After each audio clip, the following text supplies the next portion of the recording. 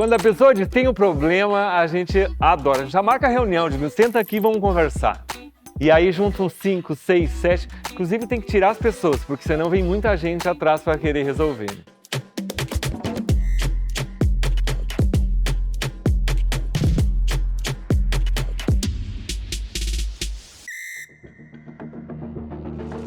Bom, problema é o que não falta quando a gente pensa em mudanças climáticas. Enchentes, ondas de calor, geleiras derretendo, ilhas que sumiram.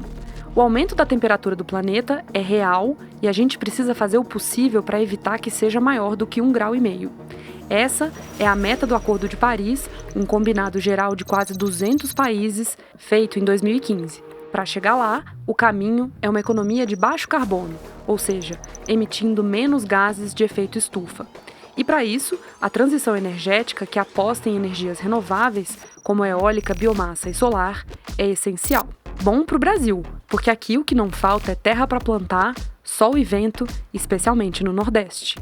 Nós fomos líderes de produção de petróleo em terra na década de 80 e 90 e hoje o Rio Grande do Norte é líder em geração eólica, representando mais de 30% da matriz eólica, mais de 7,8 gigawatts de potência instalada. Isso representa transformação, levando aerogerador, linha de transmissão, subestação para regiões de sertão, alavancando o PIB desses municípios, transformando emprego, colocando para as pessoas daquela região, com características tradicionais, a oportunidade de trabalhar com tecnologia, com indústria moderna, que contribui para a descarbonização.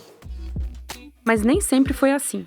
Os primeiros geradores que chegaram na cidade de Macau, no semiárido potiguar, tinham células anticongelamento, sendo que a temperatura média de Macau é de 30 graus. Como muitas tecnologias são produzidas em países com outro clima, tipo os geradores, que são fabricados na Alemanha, onde o inverno chega a menos 20 graus Celsius, nem sempre as coisas funcionam do mesmo jeito no Brasil.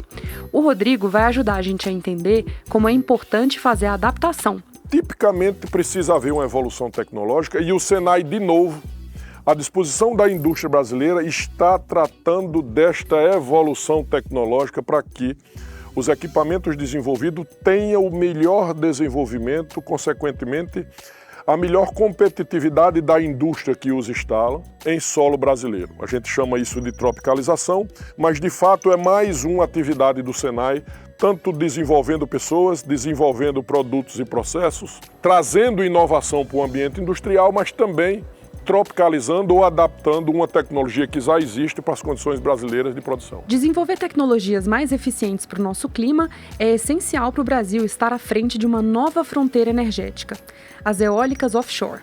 Os países lá ao redor do Mar do Norte, tipo Noruega e Dinamarca, já têm desenvolvido equipamentos para produzir energia a partir do vento no oceano. Só que as profundidades das águas daquela região são bem maiores do que as nossas. E o nosso vento é constante, sem rajadas, diferentemente do que acontece nesses países. Isso quer dizer que a gente pode usar equipamentos mais leves para produzir a energia.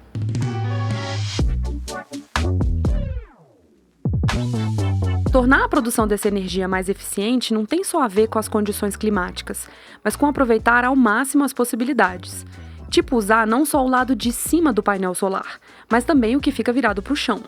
O Easy em Natal ajudou a otimizar os ganhos desses equipamentos, chamados módulos bifaciais, modificando a composição do solo, já que quanto mais claro, mais ele reflete a radiação solar.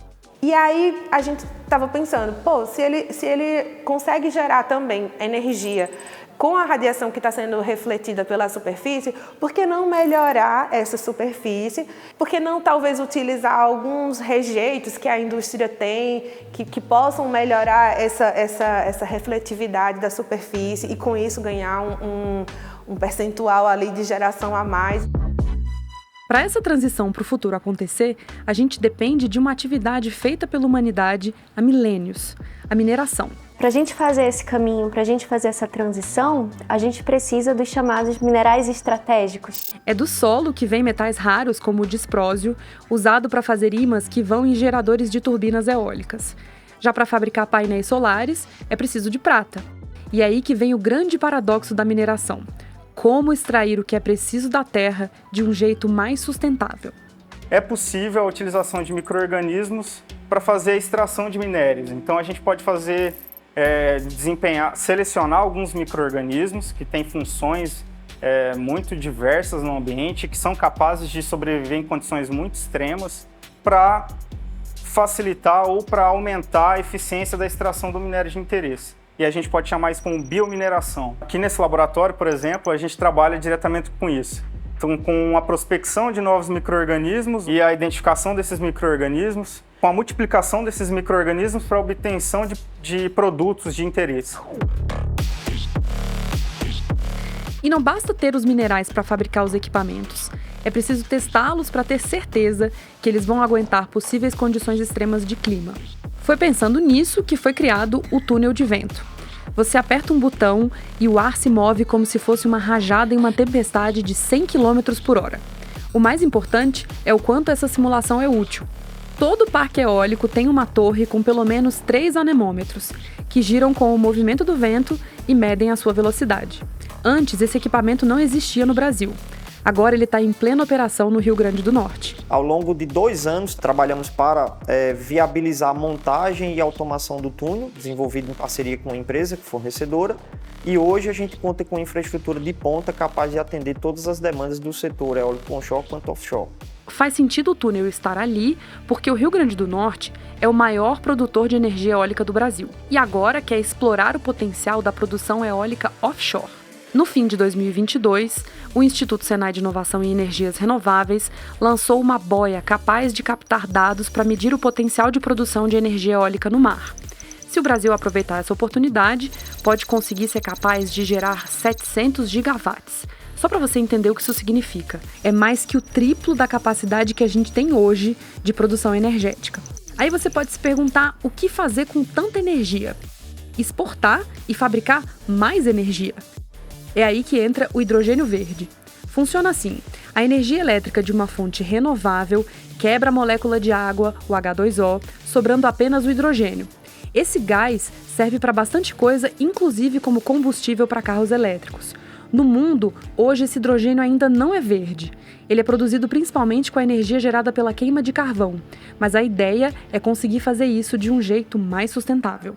Que é algo que, de novo, o Brasil será extremamente competitivo, porque seu principal insumo é energia renovável, nós temos barata e em abundância no Brasil. E aí nós vamos ter a capacidade de armazenar esta energia renovável, independente de qual seja a fonte, eólica, solar, hidráulica ou biomassa, sob a forma de hidrogênio, e aí sim, num caminho inverso do que a gente importa petróleo, nós vamos botar esse hidrogênio no navio e entregar onde a sociedade internacional precisa consumi-lo. O problema de produzir hidrogênio com a energia gerada pelo carvão é a emissão de gases de efeito estufa. Esse método é muito mais barato que a alternativa não poluente. Então é por custo que o hidrogênio verde ainda não é uma realidade no mercado. Mas conseguindo triplicar a nossa produção eólica, por exemplo, vamos ter energia de sobra para produzir e exportar esse gás, que é considerado o combustível do futuro. No Brasil, a gente tem uma vantagens comparativas, como se coloca, em função de nós termos uma matriz elétrica já muito limpa, temos acesso a matérias-primas de fonte renovável. Então, eu diria que o Brasil tem tudo para ser um grande sumidouro de carbono para o mundo, né? Lembra mais cedo que eu te mostrei a importância da mineração para a construção de estruturas necessárias para a produção de energia limpa? Não é só aí que ela pode ser muito boa para um futuro mais limpo. Você conhece o conceito do Lavoisier, em que na natureza nada se cria, nada se perde, tudo se transforma? Os estudos mais recentes na mineração têm mostrado que isso é possível transformando o que antes era considerado resíduo em fertilizante, cosmético ou até mesmo material de construção. A gente analisa a parte química, a parte morfológica, a parte mineralógica, utilizando os equipamentos, desvendando esse mundo micro para trazer oportunidades para o nosso dia a dia, para o mundo macro, em novos produtos. De que forma? Se esse rejeito ele tem um potencial de captura de CO2, eu posso fazer estudos para mostrar que esse rejeito pode ser uma matéria-prima para a utilização e de uma solução. Sim, mais uma vez tem um tanto de pesquisa para a inovação acontecer. E nem sempre fazer reciclagem é simples.